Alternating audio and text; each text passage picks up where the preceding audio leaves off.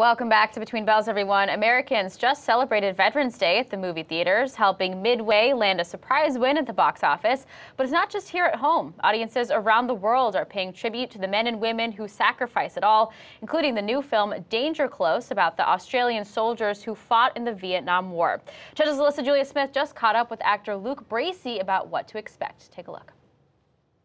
Luke, thank you so much for joining me today. Thanks for having me. Okay, let's dive right in. So Danger Close tells a story, it's a true story about Australian and New Zealand soldiers during the Vietnam War. So what can you tell us about the Battle of Long Tan that we don't maybe already know?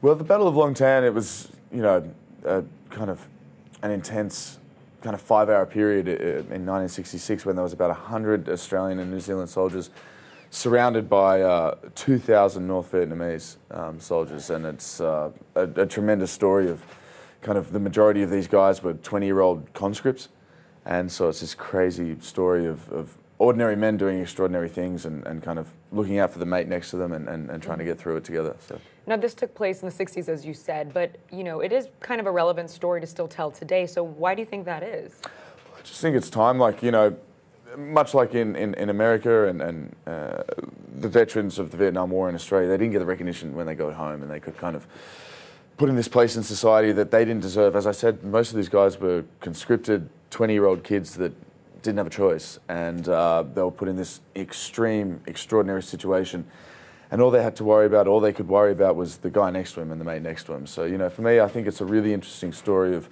mateship and the idea of sacrifice and putting the person next to you above yourself. Right. Now, what would you say was maybe the most inspiring thing you learned while being in the process of filming this movie? It was an amazing experience because not only did we get to meet the men that were there at the battle, because a lot of them are still with us, to be making this movie and have those guys kind of give us their seal of approval and say thank you very much for doing it. It was a really humbling experience. But then on top of that, all our extras that were in the film, all the guys in the background and surrounding us, and the guys that helped build the sets were Iraq and Afghanistan veterans.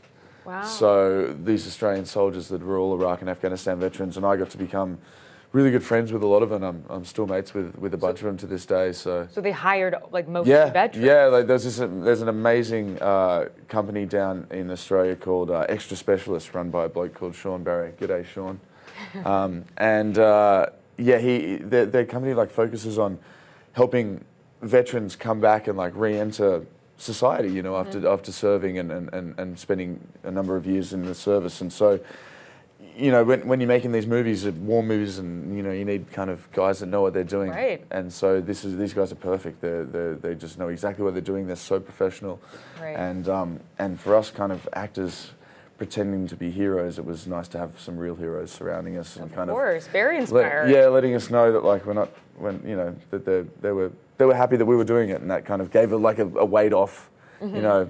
We were a little nervous pretending to be heroes around actual heroes. Right, you're heroic enough? But also you're actual tough hero guys. We're just playing make believe. But to have them kind of give us the nod and say thank you very much was it was a load off for us. Right. We really appreciated their support and help and all their knowledge. The best thing about having those guys was just hearing their stories and hearing their experiences of what it's like.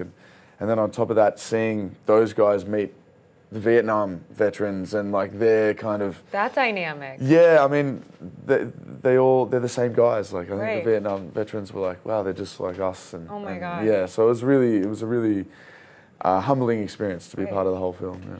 And you guys did a week-long boot camp, right, to really prepare for this role. And some of it was physical, but some of it was psychological, right? So what was the most challenging part about doing, that kind of preparation? Yeah, we got into a few things, and a lot of it is learning the weapon system, so we look kind of semi-professional, which is what the guys were. They didn't have much time to prepare for this, and they were only young kids, and so.